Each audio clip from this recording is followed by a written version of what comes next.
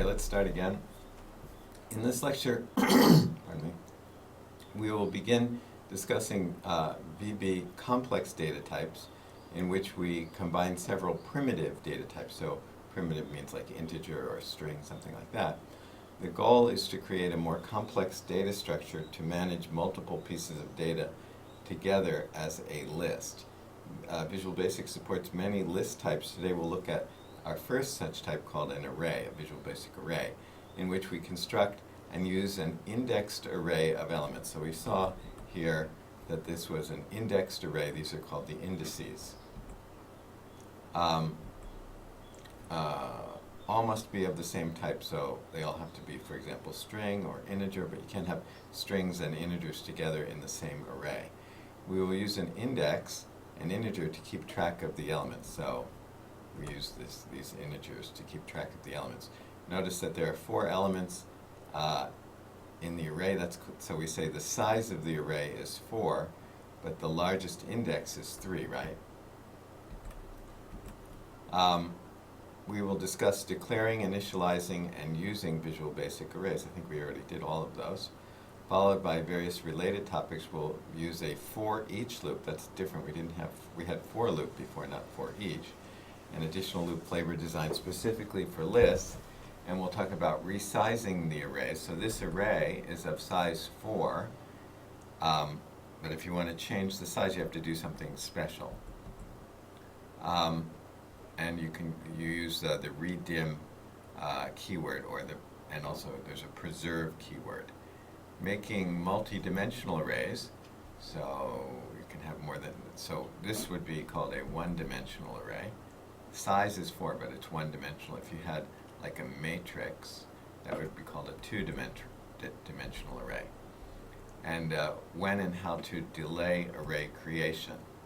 Okay, introduction. It's often useful to create, store, and process lists of related data. So in this example, these names, these strings, are all related because they're friends of ours.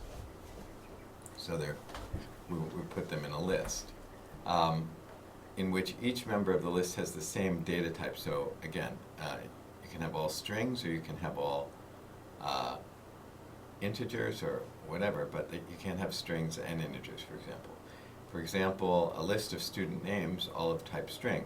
We already saw such a list when we used the Visual Basic.NET list box control. In Visual Basic, such data structures are called arrays. Arrays have many of the usual characteristics. Each member of the array is called an array element.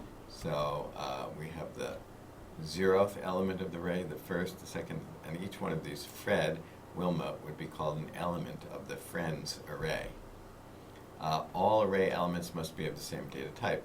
The total number of elements is called the size of the array, so that array was of size 4.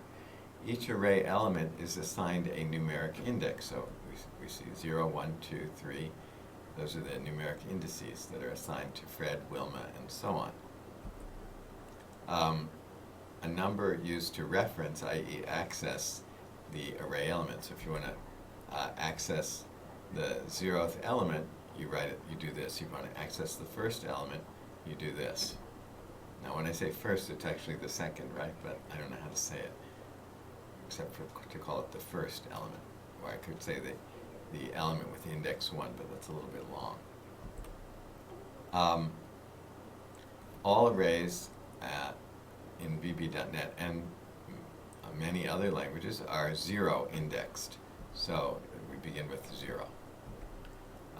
This just means that the elements are ordered from 0 to, remember I said the size was 4, so the indices go from 0 to 3, right? 0 to size minus 1. 4 minus 1 is 3, 0 to 3. Okay? Like this. Okay, let's talk about declaring and using arrays. Or actually, I'll start here on the next video.